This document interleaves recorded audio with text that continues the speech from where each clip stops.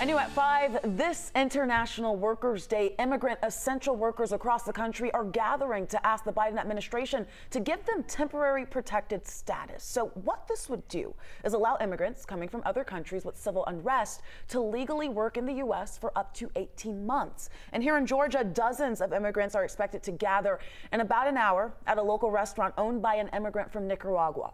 Our Paula Suro spoke with them today and shares their stories.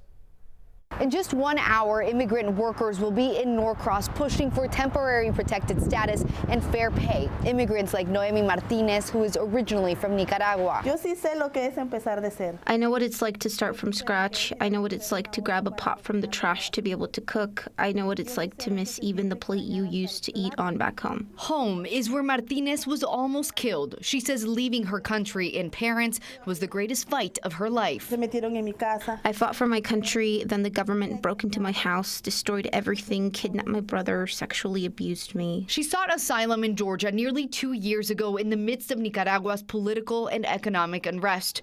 Now her current fight is getting fair pay and temporary protected status, which would allow migrants from countries with unsafe conditions to work legally in the U.S. I work, I pay taxes, I do everything a normal citizen has to do. We get paid maybe $9, $10, $11 an hour to do the more complicated and dangerous jobs. She'll be surrounded by other Central American immigrant essential workers this evening through an event hosted by CASA and the Service Employees International Union. We have been told for a couple months now that TPS for Nicaragua, Honduras, and El Salvador was a top priority for Secretary Mayorkas.